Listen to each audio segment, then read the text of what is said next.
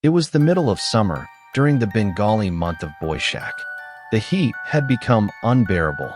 During the day, the sun scorched the earth so fiercely it felt as if everything around us was burning. And the nights weren't any better. After several days of nonstop heat, sleeping had become almost impossible. The whole atmosphere felt heavy and uncomfortable. Then one afternoon, everything changed. A violent Kalboishaki storm rolled in. Hail pounded the ground for nearly an hour, and afterward the air finally became cooler. That evening, I decided not to sleep on the veranda as usual.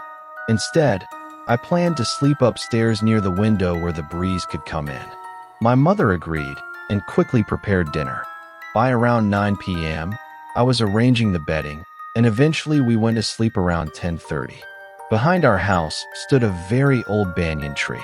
There was a hollow opening in its trunk, so everyone called it the Hollow Old Man Tree. That place had always been special to us. We played there as children, and many villagers used to set up cots and sleep beneath it during warm nights. But over time, people stopped doing that. Modern beliefs and changing habits meant nobody stayed there after dark anymore. Yet that night was different.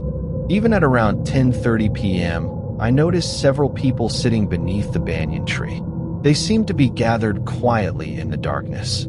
The sky still carried some clouds from the earlier storm, but the moonlight was soft and bright enough that I could clearly see figures sitting there. Oddly, I couldn't recognize any of them. There was also no electricity because the storm had knocked out power earlier in the evening, so the roads were completely dark. I didn't think much about it. Across the road, a wedding feast was taking place, so I assumed they were guests resting there after eating. With that thought, I ignored it and went to sleep. The next morning, I woke earlier than usual. There was loud noise and commotion outside. At first, I felt annoyed, but when I came downstairs, I saw my mother standing there with fear all over her face. She looked at me and said, "The village chief has been murdered." The moment she said those words, all sleep disappeared from my eyes. "What? How?" I asked immediately. Mother replied, "A group of criminals did it." I couldn't stay inside. Without even changing clothes, I rushed out. On the way, one of my friends told me what people were saying.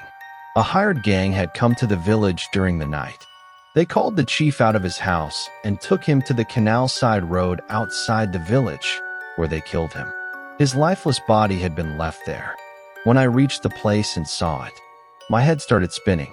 There were crowds of villagers gathered around. I quietly sat to one side. Soon the police arrived. They questioned everyone and later visited the chief's house. The family members were too devastated to speak properly. Then an elderly neighbor, Mr. Komal, spoke calmly. He said the chief had been one of the kindest people anyone knew. He always smiled. He helped everyone, not just in our village but in nearby villages too. He had no bad habits. Every evening, he would sit in the temple courtyard singing devotional songs with others. He loved poetry and meaningful songs. In a world where people chased power and politics, he stayed away from corruption and cared deeply about others' suffering. People loved him. But during the last few months, something had changed. He had become quieter, withdrawn. He stopped coming to the temple. Even when asked, he wouldn't explain what was bothering him. Then people began mentioning another name, a rival political leader from a neighboring village. Recently, tensions had increased. Groups had come into the village and made threats. And something else. For 3 days before the murder, villagers had noticed around 10 unfamiliar young men wandering through the alleys. Sometimes they stood in groups. Sometimes they looked toward the chief's house and whispered among themselves. No one understood why. Not long before all this, the chief had also married a widow, and people had talked about that too. That day, the entire village shut down. Shops closed. Teachers and students left school and gathered in mourning. Everyone's face carried sadness. I felt strangely empty too. Later, I returned home and went upstairs.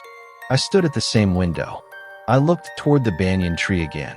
the same place where I had seen those mysterious figures the previous night. And I kept asking myself, who were they? Were they outsiders? Were they the ones who murdered the chief? And then another thought began to haunt me. Why didn't I shout? Why didn't I call out into the darkness and ask, "What are you doing here at this hour? Who are you?"